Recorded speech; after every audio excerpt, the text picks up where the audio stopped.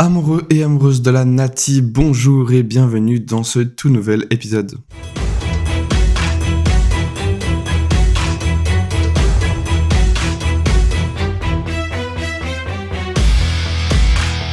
Ça fait un petit moment que j'ai pas sorti de vidéo sur cette chaîne. J'ai trouvé un nouveau travail, j'ai déménagé, ce qui m'a pris pas mal de temps et qui a fait que j'ai pas pu vraiment me mettre à fond sur un épisode. Mais me voilà de retour et je suis très content d'être là. Et de retour avec un format un peu différent. Parce que j'ai un peu réfléchi durant ces dernières semaines et j'ai remarqué que ce rythme d'une vidéo par semaine en parlant d'un sujet précis, c'était un peu plus compliqué, surtout par rapport au football suisse. Est-ce qu'il y a vraiment suffisamment de choses à développer? Et j'ai décidé d'un peu changer de format et de parler un peu plus d'actualité. Donc le but c'est de sortir les épisodes le samedi dans la journée et de parler de tout ce qui s'est passé depuis 7 jours. Donc le but c'est que je revienne d'abord sur les tops de la semaine, donc les joueurs qui ont fait des grands matchs, les clubs qui ont performé. Le but c'est d'un peu plus en parler, de développer, de revenir un peu dessus et peut-être parler du contexte autour du joueur ou du club en question. Ensuite on parlera un peu des flops, des choses qui m'ont déçu durant la semaine, les joueurs ou les clubs. Puis je vais parler un peu de la Super League avec principalement les clubs romans. Et finalement je vais revenir un peu sur les actualités de la semaine. Voilà, ça peut être des transferts, ça peut être des nouvelles informations. Donc voilà, je vais un peu essayer ça. Et de temps en temps, quand j'aurai envie de développer un peu plus un sujet précis, eh bien, je ferai tout l'épisode consacré à un sujet précis comme j'ai fait jusqu'à maintenant. Donc le but, c'est de pouvoir me laisser un peu la liberté de faire les deux. Bon, maintenant que j'ai pu un peu expliquer, on va pouvoir passer à l'épisode. On va commencer par les tops de la semaine et on va revenir un peu sur les différents championnats. On va commencer par l'Allemagne où Ruben Vargas était en feu ce week-end. Une passe décisive, un but et pas des moindres. Ruben Vargas a fait une sacrée performance avec Augsburg qui a battu 6-0 son adversaire Darmstadt. Et c'est vrai que c'est le deuxième but de la saison pour Ruben Vargas, ce qui paraît assez peu dit comme ça. Faut pas oublier que c'est un ailier, c'est quelqu'un qui est censé être percutant. Dans une équipe en plus en Bundesliga où c'est un championnat qui est assez ouvert au niveau des défenses, qui est un championnat où on arrive facilement à 8-10 buts par saison. Voilà, c'est pas la meilleure saison de la carrière de Ruben Vargas et clairement on attend encore un petit peu plus sur ce joueur. Notamment aussi avec l'équipe de Suisse où certes il a fait des bons matchs lors des 2 dernières rencontres, mais avant ça c'est toujours un peu brouillon Vargas, c'est toujours un peu...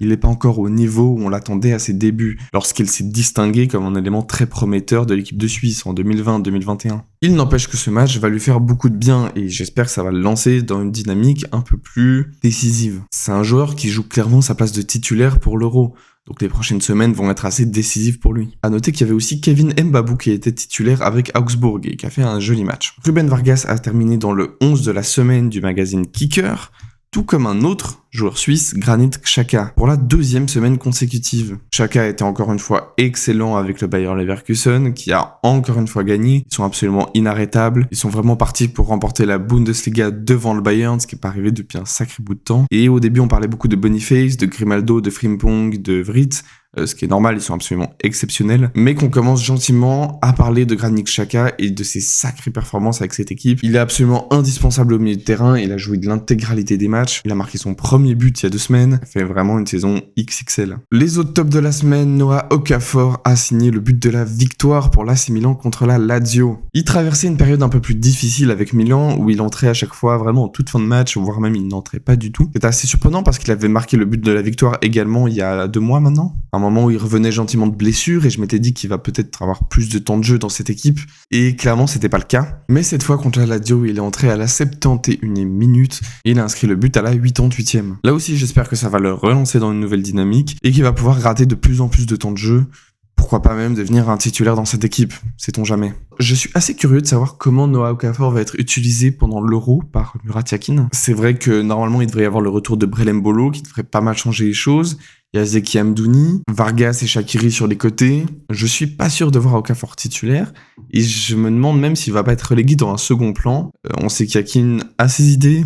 Je pense que là aussi, les prochaines semaines vont être assez décisives pour lui. Et le prochain rassemblement également. Moi, c'est un joueur que j'aime beaucoup. Je trouve qu'il a un flow de malade. Il est très talentueux, même s'il doit encore pas mal progresser. Et j'espère surtout qu'il va être épargné par les blessures. On continue avec l'Angleterre. Cette fois, on va parler des défenseurs. Manuel Akanji a brillé mercredi soir avec Manchester City.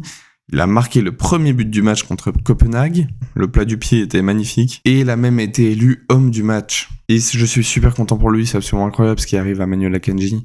qui brille à ce point-là, c'est vraiment génial. On attend de voir les mêmes performances avec l'équipe de Suisse l'été prochain. Et on peut dire pareil de son coéquipier en défense centrale, Fabian Schär. Newcastle a battu les Wolves 3-0 le week-end dernier et Fabian Schär a été l'auteur d'une sacrée performance. Lui aussi a été élu dans l'équipe de la semaine, notamment pour sa magnifique passe pour Livramento à la 92e minute. Pour le coup, vraiment, s'il te plaît Fabian Schär, donne-nous les mêmes performances avec l'équipe de Suisse. Je ne sais pas pourquoi tu es autant catastrophique avec la Nati, c'est fou, alors que tu es un défenseur tellement talentueux. C'est frustrant. Autrement, dans les autres championnats, on a Cameron Puertas qui a encore brillé avec l'Union Saint-Gilloise. Lui, ce serait quand même pas mal qu'il ait un passeport suisse à un moment donné. J'ai vraiment peur que la sélection espagnole s'intéresse à lui. Et Xherdan Shaqiri a inscrit un but sur penalty avec les Chicago Fire. Au niveau des flops de la semaine, c'est un peu plus dur de repérer des flops parce qu'on en parle moins forcément. J'ai quand même noté que Zeki Amdouni n'était pas titulaire dès le début du match avec Burnley qu'il a entré en toute fin de match et que son équipe s'est inclinée 2-0 contre Bournemouth. Sa 4e défaite de rang, après un 3-1 contre Liverpool, 5-0 contre Arsenal, 3-0 contre Crystal Palace et là 2-0 contre le 13e du championnat. Burnley, ça va vraiment pas bien. Ils sont complètement à la dérive. Je suis pas sûr que Vincent Kompany finisse la saison. Et j'étais un peu surpris de pas voir Zeki Amdouni relégué sur le banc à un moment donné. Pas que ses performances étaient mauvaises, mais c'est vrai qu'on pouvait imaginer certains changements, surtout en Première Ligue où la concurrence est énorme. Mais il avait peut-être été sauvé par ses 2 buts fin décembre, début janvier, qui avaient permis de donner un petit peu d'espoir en se disant que peut-être après 6 mois, il allait vraiment se mettre dans le bain. C'est à nouveau un peu plus compliqué pour Zeki Amdouni. Qui clairement ne bénéficie en même temps pas d'une équipe en forme. Bon, il va falloir se montrer patient. En parlant de remplaçants, Stergiou était encore remplaçant à Stuttgart. Pareil, on attendait autre chose au niveau de ce joueur. On espère qu'il va réussir à s'installer gentiment dans ce 11, ça paraît assez compliqué. Et finalement, dans les flops, le Gant de Zekiri s'est incliné 3-0 contre le club Bruges. L'attaquant est entré à la 70e minute. Là aussi, on espère le voir gentiment s'imposer dans cette équipe. Au moment où il perdait que 1-0, et finalement, ils ont perdu 3-0 avec même un carton jaune de Zekiri en toute fin de match. C'était les flops de la semaine et on passe à la Super League.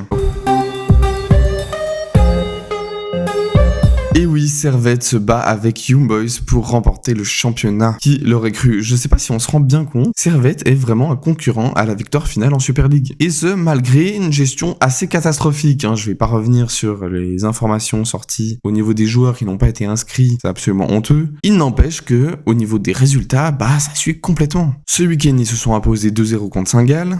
Ils avaient remporté leur duel contre Young Boys justement il y a 2 semaines. Ils sont vraiment dans une dynamique complètement dingue. Hormis un petit bug contre Yverdon en février, ils sont sur un run complètement fou. Et pareil en Conference League où ils ont réussi à éliminer Ludogorets, je pensais vraiment pas que ce serait possible, et où ils vont affronter le Viktoria Plzen en 8e de finale, je tourne le jour même. Mais je suis très curieux de savoir s'ils vont réaliser un nouvel exploit. Après en championnat, Young Boys est en train de réagir, ils ont viré Raphaël Vicky. Souvent dans ce genre de situation, un électrochoc ça peut complètement relancer l'équipe. Après, faut pas oublier qu'on va partir dans une 3e partie de saison un peu particulière, où le championnat sera coupé en 2. Là aussi, je serais assez curieux de voir qu'est-ce que ça va donner, comment Servette va gérer ça. J'ai l'impression que Young Boys est quand même mieux armé pour ce genre d'exercice, mais pourquoi pas une bonne surprise. En parlant de bonne surprise, Lausanne Sport a battu le FC Bâle le week-end dernier. Là aussi, une sacrée performance et un match important pour le maintien. Contre un FC Bâle, je le rappelle, qui allait quand même bien mieux depuis l'arrivée de Fabio Celestini et les dernières choses mises en place. À noter l'excellent match de l'Etika dans les cages de Lausanne Sport. On a fait le tour et on passe au dernier point, les actus de la semaine. Vladimir Petković est parti du côté de l'Algérie. Quand même assez surprenant. Pour donner un petit avis là-dessus, je trouve que Petković est vraiment taillé pour entraîner des sélections. J'ai l'impression que c'est un rôle qui lui va vraiment bien. Mieux que celui de coach, on l'a vu à Bordeaux, et j'ai l'impression que dans un travail quotidien, je suis pas sûr que c'est là où il serait vraiment doué. Mais je suis curieux de savoir qu'est-ce que ça va donner à la tête d'une nouvelle sélection.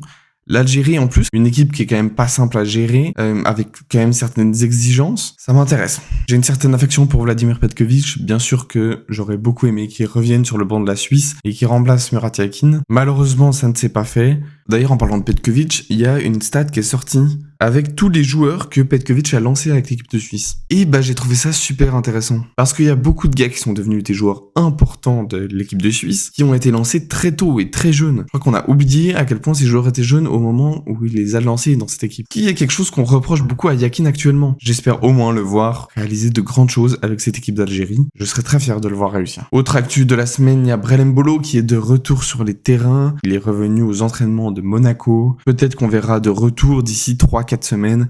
Par contre, ça risque d'être trop short pour le prochain rassemblement de la Suisse. Quoique là aussi, je ne suis pas contre une bonne surprise. Merci beaucoup à tous d'avoir suivi cet épisode. J'espère que ce format vous plaît. Je vais essayer de continuer comme ça pendant un petit moment. Je vais voir ce que ça va donner. On se retrouve la semaine prochaine et en attendant, amoureux et amoureuses de la Nati, prenez soin de vous. Ciao.